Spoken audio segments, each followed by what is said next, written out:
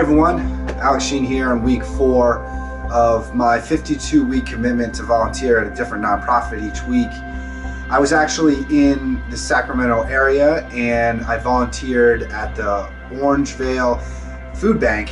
But before I get into that, I want to tell a little story about why I was in Sacramento and something that happened there. I was giving a speech to about 300 people about, because I said I would, the importance of a promise, and at the end there's usually like a Q&A type of thing. So this gentleman stands up, takes the mic and makes a promise, a commitment in front of all of these people, many of which he knows, and says, I will quit smoking and I want you guys to help me, to hold me accountable to this. You know, he wrote a card and gave it to a friend. Afterwards, he came up to me and he shared a little story with me. He said that his father actually tried to quit smoking. He had a box of cigarettes and in it were only 5 cigarettes, and he left it, like, I guess, in their family room, and told his whole family, including Peter, said, these are my last 5 cigarettes, his dad said. But secretly, Peter's father would smoke those cigarettes and he would refill the box. Later on, Peter's father would die of lung cancer, as my dad did.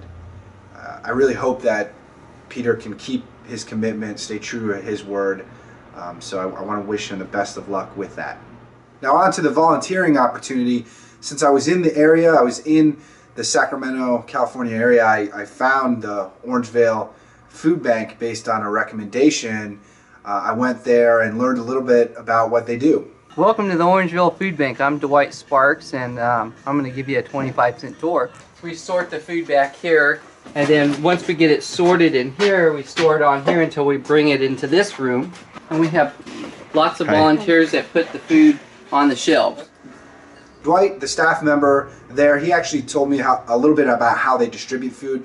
They work with other food banks, you know, in case they have 500 extra boxes of cereal, they might distribute that to another location. They also distribute the food directly to those in need in a little food stand that they set up out in front of their shop.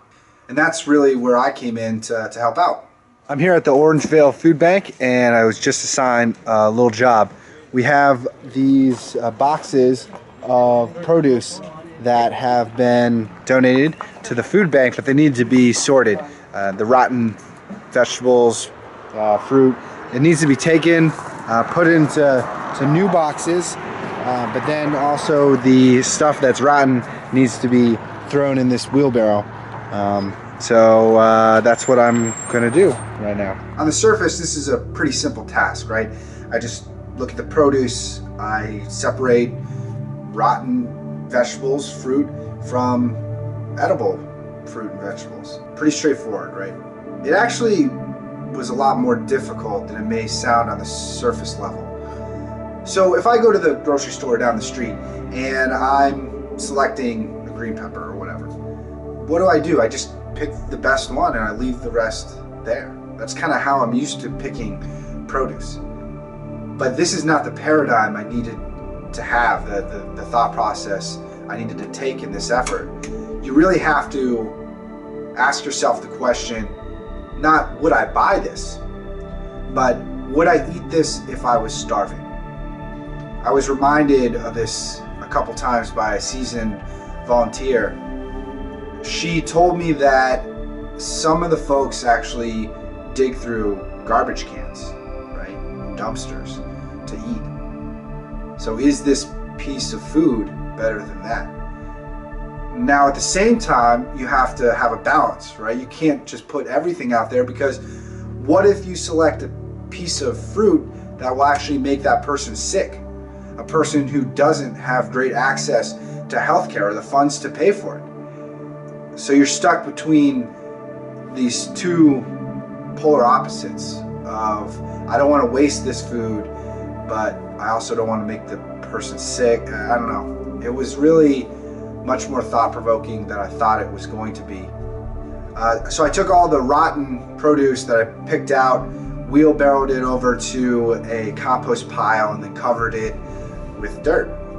I also learned about some challenges that the food bank faces. You know, they have a lot of homeless folks who come in and get benefits, the benefit of, you know, that food, but some of the folks who come in, they might show up completely drunk. They might be disorderly and cause issues. So he said that there were a bunch of trees over on the side. The landlord had to remove them because there are a lot of homeless people not only sleeping there, but they often sleep across the street in the bushes on the other side.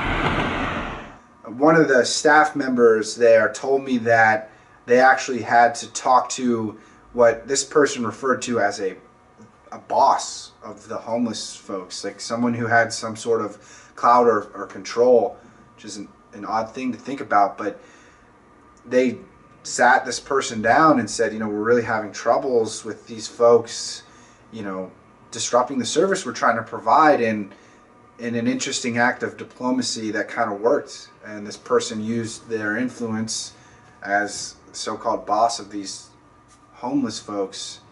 It's a weird paradigm, right? I don't even know what that all means, but I guess that's part of what this experience is supposed to be, to learn about how different nonprofits work and what they do to make it work.